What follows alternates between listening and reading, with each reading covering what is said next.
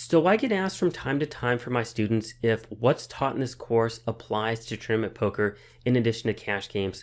And the answer is yes and no. So it's not a clear-cut answer, and I get asked this question probably about once or twice a month. So I want to make sure that I address it in a specific video as part of my course updates here in 2019.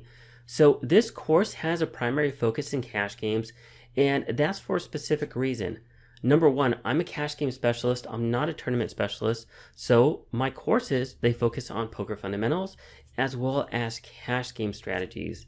Now, in addition to that, the purpose of this course is to lay the groundwork to turn you into a good poker player, where you can take that fundamental knowledge and you can apply it to tournaments, or you can apply it to cash games. So there are universal concepts and strategies that are going to apply to either you're playing a cash game or whether you're sitting down and playing a sit and go or an MTT. And a lot of people don't understand that beyond the basic fundamental understanding of the game, there are specific strategies that apply to cash games and specific strategies and mathematics that apply to tournament poker, depending upon the type of tournament that you're playing. So what I try to do in this course, because I'm a cash game specialist, and what I found for my students is that people that are good at cash games tend to do a lot better at tournament poker than people that go from sit and goes and tournament poker, and then they try to go to cash games, they tend to struggle.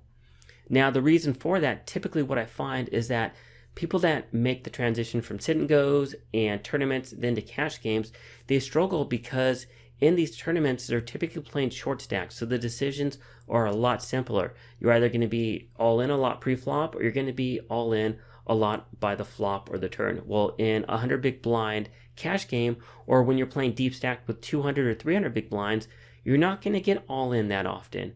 And so the decisions are a lot more difficult, and you're also playing for, in terms of the amount of the bet sizes in big blinds, you're going to play for more money.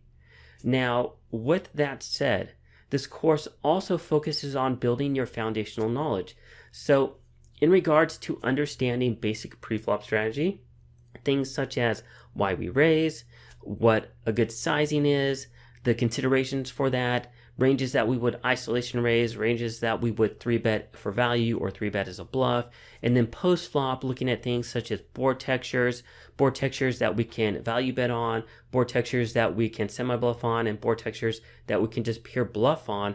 That's all just general good, solid poker foundational information. And then in addition to all that stuff, there's other concepts such as various theorems and so forth, such as the gap theorem, the Beluga theorem, things such as expected value and equity, and basic poker mathematics such as roll 2 and 4 and so forth, that applies to everything.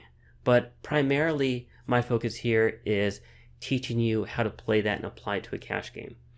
So for all that, plus that this course is around 20 hours in length, and it may actually be longer by the time that I'm done with this update, is that there's just not time or room to put MTT material in here. It would just make this course astronomically large. And in addition to that, I have 2 specific beginner MTT courses on my poker school from a specific poker coach where he is a tournament specialist.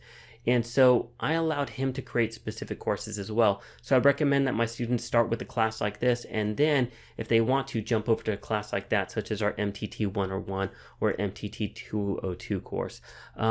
So getting back to the initial question, so the answer is yes and no. Specific things you can apply, but other things we don't cover in here. We don't cover the different ranges that will change throughout the different time that a tournament goes through, or the life of a tournament, from early stages to mid stages to late stage to bubble play to final table play. We don't look at things such as ICM and how you can develop different ranges and push fold ranges with things like that, and other dynamics as well that apply specifically to tournaments.